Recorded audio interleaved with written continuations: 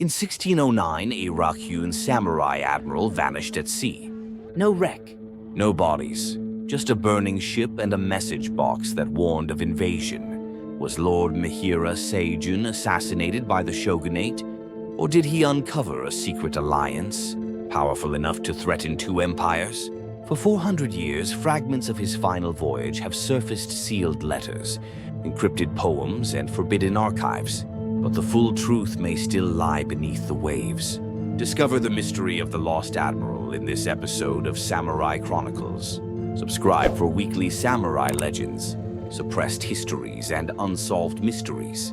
What if a samurai didn't fall in battle, but disappeared into the sea? What if his shipwreck wasn't an accident, but an assassination ordered by the highest court in Japan? This is the story of a man whose loyalty shook two empires and whose death may have been the cost of peace. This is the Lost Admiral of Ryukyu. The year is 1609. The Ryukyu Kingdom, a maritime power nestled between China and Japan, is caught between two giants. To the north, the Tokugawa shogunate consolidates power. To the west, Ming China views Ryukyu as a tributary vassal. And in the center stands Lord Maehira Seijun, a Ryukyuan admiral of samurai lineage, tasked with maintaining the kingdom's neutrality through diplomacy and sheer navigational brilliance. Seijun was more than a sailor. He was a scholar, a polyglot, and some say a spy for both sides. His secret mission: deliver a sealed message from the Ryukyuan king to the Ming emperor in Nanjing and negotiate safe passage before Tokugawa's invasion. He never arrived. His ship disappeared south of the Osumi Islands. No wreckage, no crew, no survivors. Only the shattered remains of a lacquered message box, found weeks later on a distant beach, officially a storm. But eyewitnesses in Satsuma claim they saw the ship intact, anchored, then suddenly ablaze at midnight. So what happened? Centuries later, in 1932, a Buddhist monastery on Amami-Oshima opened its oldest storeroom to repair typhoon damage. Inside a box containing navigational charts, ink-stained robes, and a katana with Maehira Seijun's crest. And one other item, a second message box, unopened. The message inside, translated in 1999 by a Kyoto historian, reads, "The tides move faster than steel. If this reaches you, the invasion has already begun." The box was dated 5 days before the Tokugawa Navy entered Ryukyu waters. And in 1610, a Satsuma official's journal notes, "The sea has swallowed the Whisperer. Thus, balance is preserved." Who ordered the disappearance of Seijun? Was it Satsuma, Tokugawa, or even the Ryukyuan court, desperate to avoid open war? And what did the original letter to the Ming emperor say? No copy has ever been found.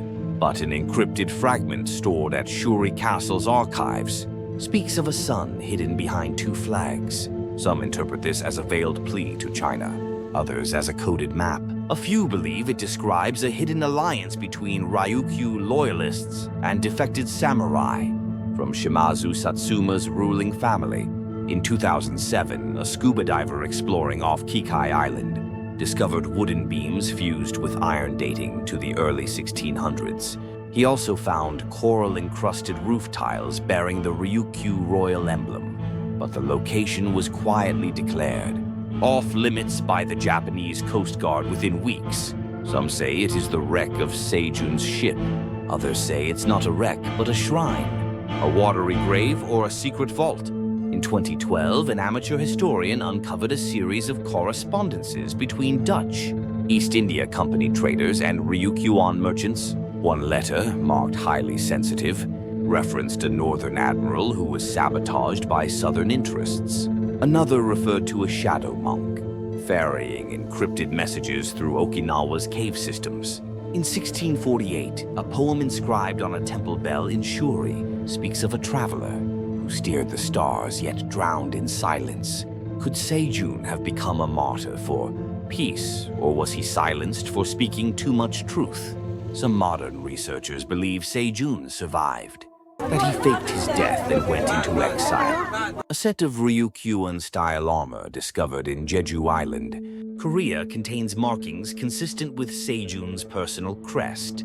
Oral histories from fishing villages on Taiwan's east coast speak of a dragon-bearded foreigner who taught them celestial navigation and Japanese poetry. In 1978, a satellite image captured a strange geometric pattern in the sand off Kikai Island. Cross-referencing reveals that it aligns with ancient maritime navigation charts. Some say this is a code left by Seijun's crew, a map or a warning. To this day, local fishermen speak of lights under the sea, red glows in the depths, silent bells on foggy mornings.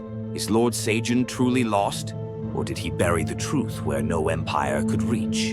And if he did survive, what was his final message? If stories like this keep you up at night, subscribe to Samurai Chronicles. Because sometimes silence speaks louder than orders, and sometimes the sea remembers.